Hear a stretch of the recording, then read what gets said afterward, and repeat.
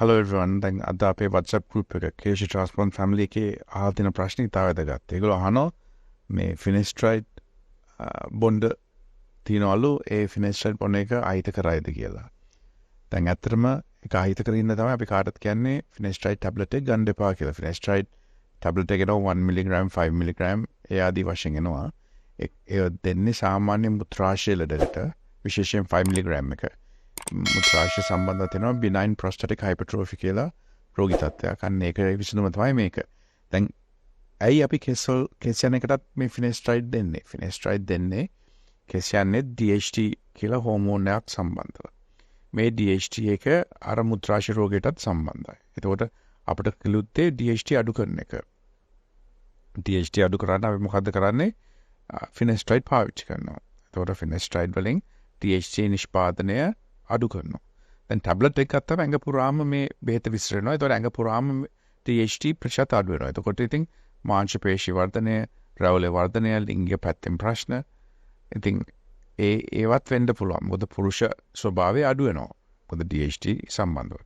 දැන් හැබැයි බෙහෙත හොඳයි. මොකද DHT අඩු කරනින්ද කෙස් වර්ධනය වෙන්න කාල දෙනවා. මොකද DHT ඉෆෙක්ට් එකෙන් වෙන්නේ කෙස් කය අර වර්ධන චක්‍රයේ ඇනජන් කියලා ඝනකමට කෙස් වර්ධනය වෙන එක අඩු වෙලා අර සින්දු කෙස් හැදෙනවා නැත්නම් කෙස් වැටෙනවා. ඉතින් අර ඇනර්ජන් එක කෙටි වෙන එකයි ඇනර්ජන් එකේ ඉඳලා අක්‍රිය කාලට ටෙල්ජන් එක යන එකයි තමයි ওই තට්ට වීමක් මොඩු වීමක් කියන්නේ. ඒක වෙන්නේ DHT නිෂ්පාදනය නිසා. දැන් DHT අඩු වුනහම මේ ඉෆෙක්ට් එක අඩු වෙනවා. එතකොට මෑතකදී ඉඳලා අවුරුද්දකට පොඩ්ඩක් වැඩි දැන් Finasteride 0.25 ද්‍රාවණය තියෙනවා. ඔළුවේ ගාන්න තියෙන්නේ. ඒකත් එක්කම අපේ තව මිශ්‍රණ තියෙනවා. ඒ කියන්නේ තවත් බෙහෙත් අඩංගු අපේ තියෙනවා ද්‍රාවණ. ඔළුවේ ගානේව විතරයි. එතකොට ඇඟ පුරා යන්නේ නැහැ. ඒ හිසට අවශ්‍ය ප්‍රදේශයට විතරයි වැදෙන්නේ.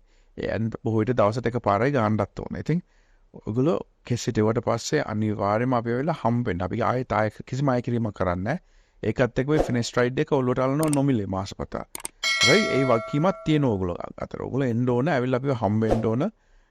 මාස 6ක් එහෙම ආවොත් මේක සාර්ථකව ලස්සන කෙස් වර්ධනයක් ගන්න පුළුවන්. මොකද කෙස් හිටවන එකත් සාර්ථකයි, යන එකත් නවත්තන්න පුළුවන් බොහෝ දුරට. ඉතින් ඇවිල්ලා හම්බ වෙන්න, කෙස් සම්බන්ධ ප්‍රශ්න තියෙනවා ඕන්ලාවක අමතන්න.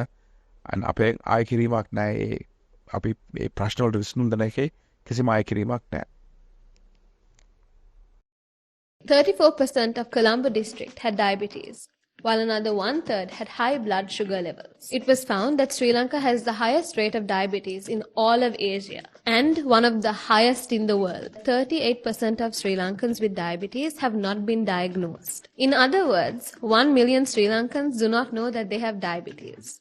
Diabetes is more common in Sri Lankans who are overweight and those who are better off or living in developed areas of the country. The highest rates are seen in Western Province, Jaffna, and some parts of the Northern and Eastern Province. Use balance to control your carbohydrate intake. ඔබ කන පිෂ්ඨ ප්‍රමාණය පාලනය කරන්න balance යොදා ගන්න. ලංකාවේ ජනගහනයෙන් 50%කට වැඩි ප්‍රමාණයකට දියවැඩියාව තියෙනවා. 50%කට වැඩි ප්‍රමාණයකට යම් කෙස්වලුවක් තියෙනවා. ඒක වයසත් එක්ක වැඩි වෙනවා. මෙතන තියෙන්නේ පෝෂණ පද්ධතියේ අඩුපාඩු. ඒ පෝෂණය නිවැරදි කරගෙන ඔබට අලංකාර කෙස් කලමක්, පැහැපත් හමක්, සාධ්‍ය වැඩියාව නොවෙන්න පියවර ගන්න, අදම ගන්න, බැලන්ස් ජීවිතේට බැලන්ස් එකක් ගන්න කාලේ හරි නේද? හිස් කෙස් අස්වද්දන ආශ්චර්ය සේවයයි කේෂා ට්‍රාන්ස්ප්ලාන්ට්